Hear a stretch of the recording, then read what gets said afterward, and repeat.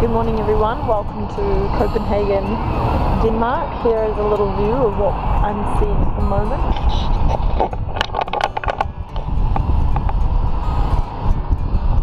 Look at all the bicycles. Isn't it so pretty? So we just had breakfast, and it was really so delicious. And I think over here is the Parliament building, but I'm not 100% sure. So yeah, basically the last couple of days have just been, all wedding stuff. And last night we went to, because we arrived in Copenhagen last night, we went to a street market. So that was great. I highly recommend going there. They've got so much food to choose from. It's just delicious. So yeah, go check that out if you're in this part of the world. So yeah, we've got it basically today in Copenhagen, and then moving on to the Netherlands to visit the fan band. So yeah, it should be fun.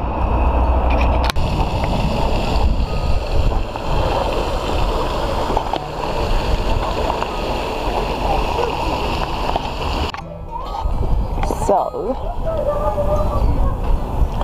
I am pretty sure that we are at the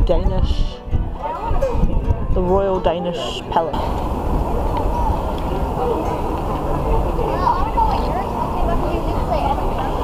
Woo, that's high.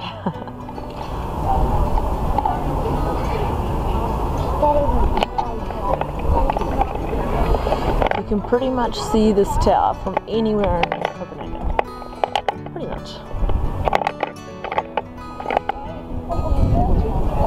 So I think a little bit earlier the changing of the guard was on, but yeah, we missed that by about, what time? Yeah, 20 minutes. Oops. Never mind.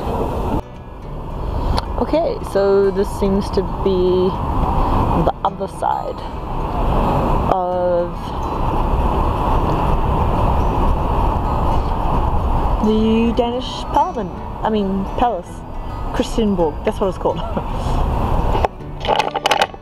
I don't know. I'm hardly a local tour guide, so. Hey guys. So right now we are in the walking street, which is a pedestrian walk back home, and here is what it looks like. It is crazy busy. Yeah, we're just about to head off on a walking tour. So yeah, we're heading there now. Should be fun.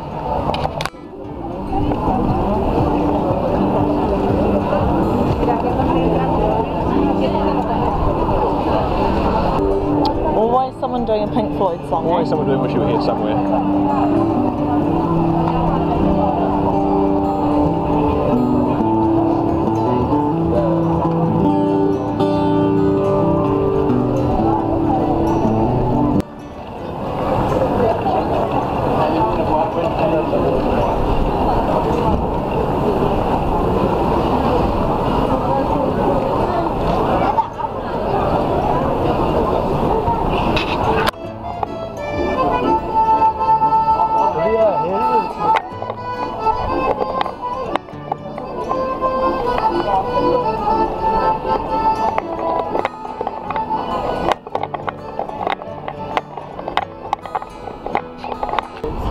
Okay, so we are in City Hall Square.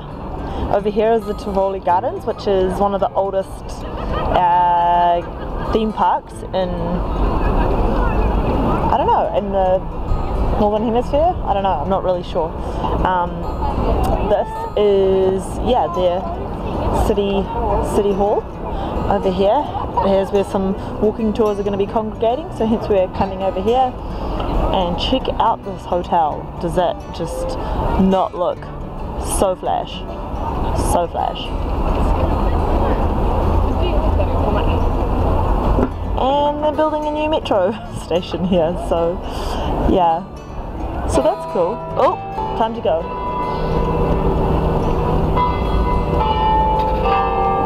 That's Gammon Tor. Gammon means old. Yeah, the old square and the new square. And Gammon Tor is where the first city hall was built in the year 1728. it burned down together with the 48% of the city. So that was the year where the first Great Fire started. And right in the corner where the 7-Eleven is at the beginning of the pedestrian street, it was a great tragedy because a third part of the population lost their homes, and the city was burning almost non-stop for during 5 days. Yeah. This is due to the fact that Copenhagen is flat. Yeah. The average altitude in Denmark actually is 67 meters, so the whole country is flat. The highest point is 170 meters above the sea level, and since the Danes are so optimistic, they have decided to name this place the mountain to heaven. What I'm trying to say is that there are no mountains. And since there were no mountains, this is a very windy city. Yeah. And the night of that fire, there was a really strong wind blowing from the east that spread the fire in a couple of minutes, and it was impossible to stop it. Yeah. What? How? With a candle.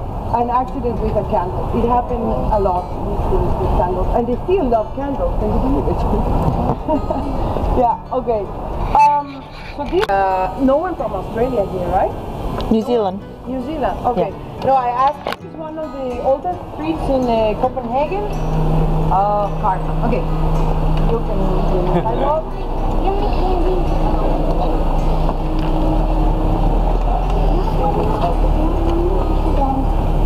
Yeah, this street and the following street also, because what's considered old is the route. It has almost 900 years of existing, and it used to lead to one of the main entrances to the old city and to the old port as well. Yeah, and if I had to describe this street in Danish, I would say it is a very hyggelig street. Have you ever heard about this word? No. Hyggelig or hygge? No? Hygge? Yeah. Huh? Hygge? No. It means that the atmosphere of the street is nice. Yeah. Cozy. It's colorful. It's also cozy. Yeah. But it's not only cozy. It's also cozy. Yeah. Yeah. And when you walk by the street, you feel like, oh, it's nice. Like it's a bit magical. Yeah. So we will talk a little bit about this concept because it's very important in Danish culture. Yeah.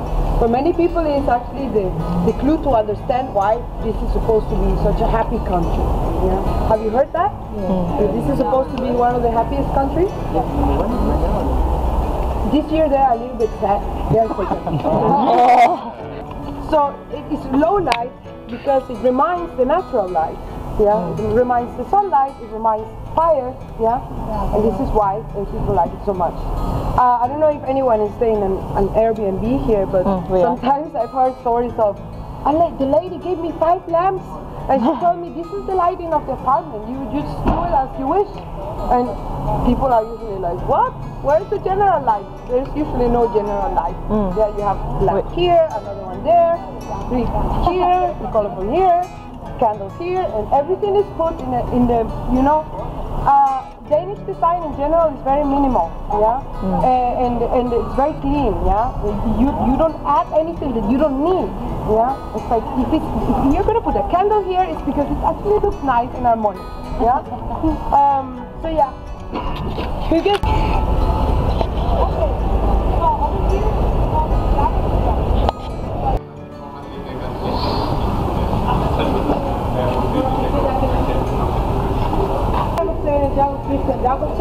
Yeah. If you go to Carlsberg's website, you will see that he's being promoted as the first hipster in Copenhagen.